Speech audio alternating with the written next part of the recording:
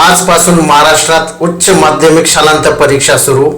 15 लाखाहून अधिक विद्यार्थी मैदानात. महाराष्ट्र राज्य शैक्षणिक विभागाकडून मिळालेल्या अधिकृत माहितीनुसार आजपासून राज्यभरात 2026 मधील उच्च माध्यमिक परीक्षेला संपूर्ण महाराष्ट्रात सुरुवात झाली आहे. ही परीक्षा फेब्रुवारी 10, 2026 पासून राज्यभरात विविध हायस्कूल आणि ज्युनियर कॉलेजमध्ये आयोजित केली जात आहे.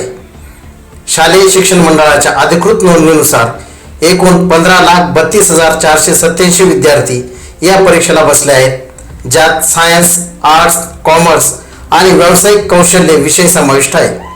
सायन्स विभागात सुमारे 7,99,773 विद्यार्थी, आर्ट विभागात 3,80,692 विद्यार्थी, कॉमर्स विभागात 3,20,152 विद्यार्थी व व्यावसायिक कौशल्यामध्ये सुमारे 31,870 विद्यार्थी.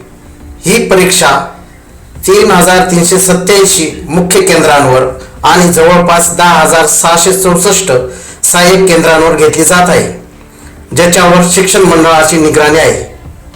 परीक्षेला बसलेल्या विद्यार्थ्यांमध्ये 8,20,229 विद्यार्थी पुरुष, 7,12,240 विद्यार्थी महिला आणि 18 ट्रान्सजेंडर विद्यार्थी आहेत.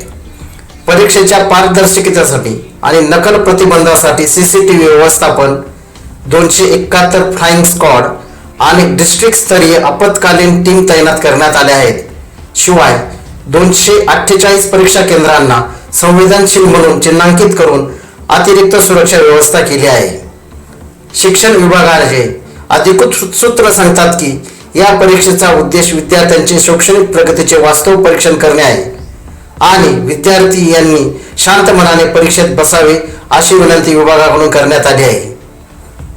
उच्च माध्यमिक शालांत परीक्षेला बसलेल्या सर्व विद्यार्थ्यांना 24x7 न्यूज रिपोर्ट करणं शुभेच्छा.